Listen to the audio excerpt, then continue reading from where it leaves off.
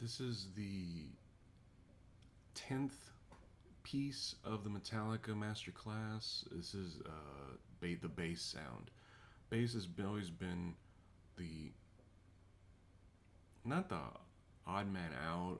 Unfortunately, with Cliff being killed in an accident, and then Jason being the real strength behind the backbone of the band for almost 2 decades, and then him leaving abruptly during the not load, but what was the name of the Saint Anger, which I think is a really good record. That's probably one of my more favorite records.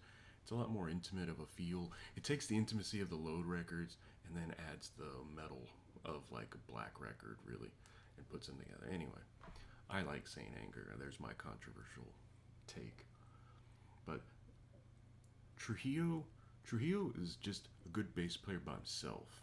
If you've ever heard, I became very familiar with this stuff for the Infectious Grooves record. Infectious Groove, the second record, I forgot the name of it now, but the first single was Violent and Funky. It has this crazy up and down bass riff that's just, it's kind of like a funky sound, but it still has a little bit of an edge to it, like a rock or metal edge to it. And to see just Trujillo, he's just, I mean, the guy, like, you see his arm, and his arm's like a barrel of snakes. He's just like, he plays bass with his fingers, plays those really fast Metallica songs with his fingers, and it has just that, it just adds that layer of thickness to their sound, because the pick sounds really great, but then the fingers adds a little more dynamics to it also.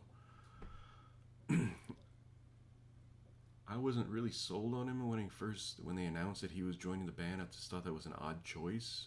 At the time, he was playing with Ozzy Osbourne, and then he left that. Obviously, went to Metallica, and Jason Newsted played with Ozzy for a tour or something like that. And I always thought, somebody got the better part of the deal. But Rob has really come into his own because he's a really great musician.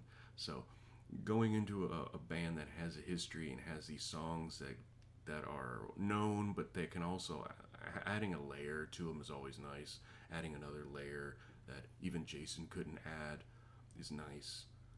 And seeing him just demonstrate playing the bass that close and like just talk about how he approaches the bass is nice, because you don't hear a whole lot from him.